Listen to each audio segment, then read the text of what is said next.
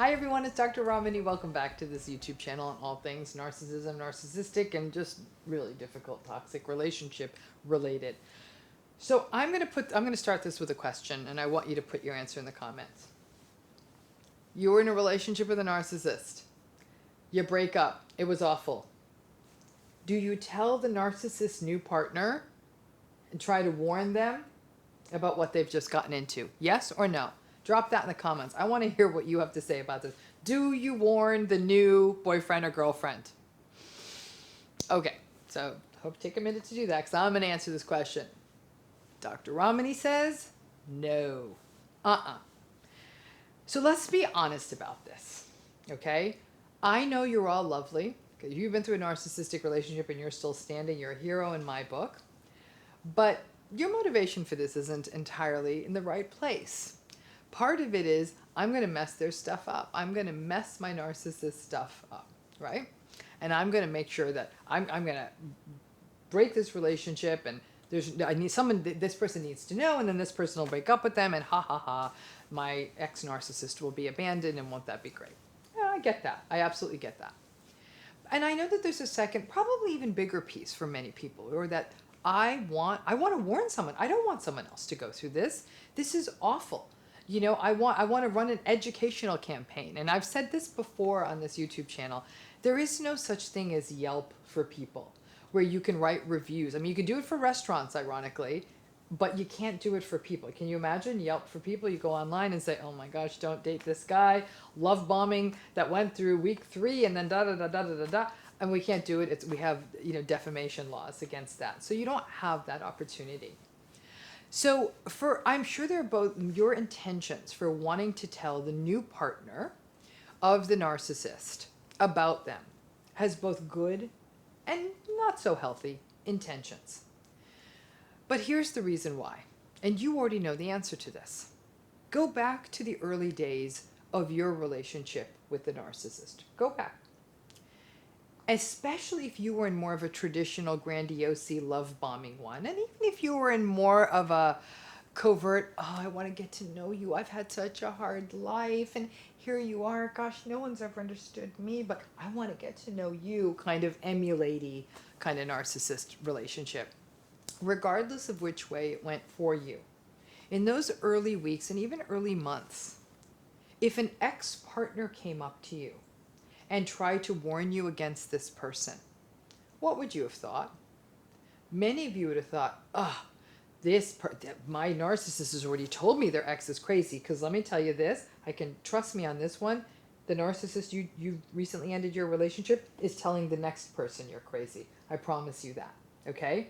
So that new narcissistic relationship, that new person you got into a relationship, you may not even know they're a narcissist yet, obviously, has told you their ex is absolutely, completely out of their mind, that they are a bad person, they're vengeful, they're out to get them. They really frame it as that person is completely deviant. And because you're sort of caught up in the love bombing and in a new relationship, you believe the narcissist.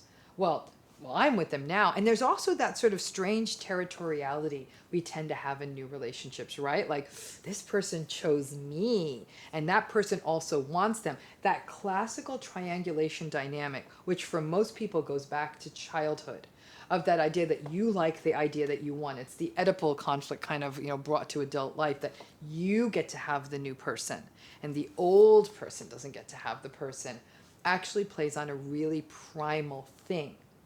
You really want to pay attention to that. When the old partner is sort of floating in the background and your new partner's talking about them like, they're demeaning them and diminishing them a lot, because they're going to do it to you when your relationship's done. Now, listen, a lot of us might be quite open about an ex with a new partner and say, it wasn't a healthy relationship. Let me just leave it at that.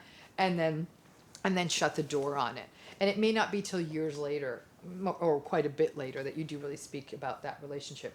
But if that ex is kind of lurking there and they're talking about them in that way, and that ex came up to you and said, you know what, I'm really warning you, do not get involved with this guy or this gal. Like, it was a nightmare relationship. The odds are you would not only not listen, you would double down on your assumption that there was something wrong with the ex. So If you call the new partner of your narcissist, what are they going to think of you? Exactly the same thing. They're not going to say, oh, thank you so much for telling me. They're going to say, step off. Get away. Like, you still want them? Well, you can't have them. They chose me. They're going to go through that same triangulated stickiness you went through. All right? So you get this. It's actually incredibly painful to know that somebody is about to go through what you went through. It's like watching slow motion a train hit a wall. For some of you, though, there may even be an unresolved sort of jealousy. As much as these relationships are toxic and awful and difficult and dehumanizing, that cognitive dissonance, that trauma bond, it's like a magic magnet that kind of keeps sucking you back in, even where every wise part of your brain is saying, run away. The idea that they're now, you have a fantasy, right? The fantasy is that this new person is going to get a better version of them. I've always said it. There is no better version of them. There's just narcissist 1.0. It never evolves past that, okay? So this new person is going to go through what you went through. But it's very painful, especially in the era of social media, to watch the narcissist put their brand new courtship all over the place. This is us at the beach. Look at us kissing through our masks. We are falling in love. I have never known such a love. This is my soulmate. Blah, blah, blah. It hurts. That's an easy fix. Turn those people off your social media. Off, off, off, off. That's mouse clicks, okay? You just need to be disciplined enough to do it. But don't try to encroach in it. Now, sometime down the line, it's quite possible that new partner may reach out to you when this relationship starts hitting the rocks and saying, what have I gotten myself into? I can't tell you how many times I have worked with survivors of really severe narcissistic relationships. In these cases, these were often marriages, and there were kids, and it was messy, and there was money and all of that.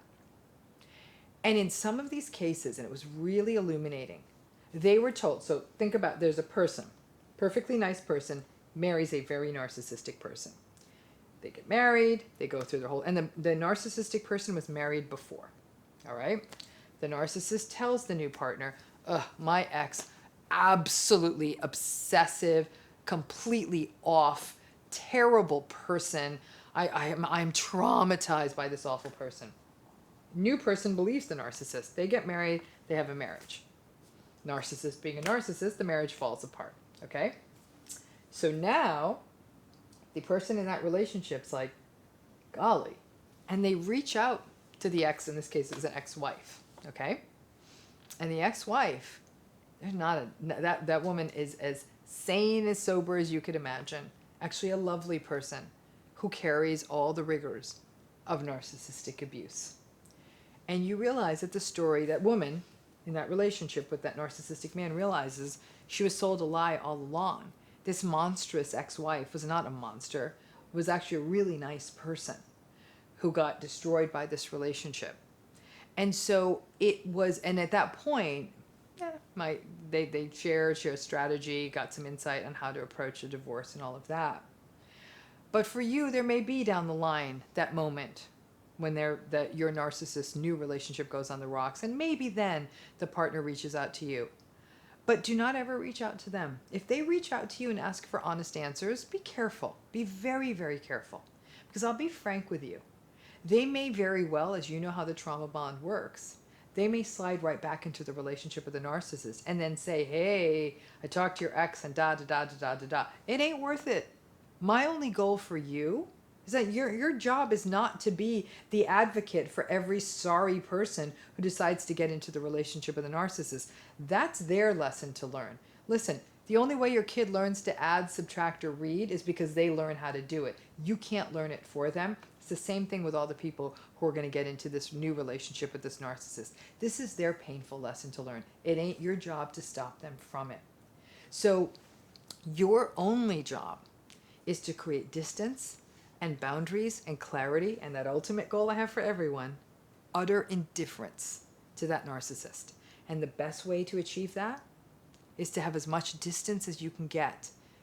And it's not always easy, for example, if there's shared kids and shared families, but still to get as much distance as you can get, both physical and psychological distance from that narcissist. And that means not getting into the mud with new partners.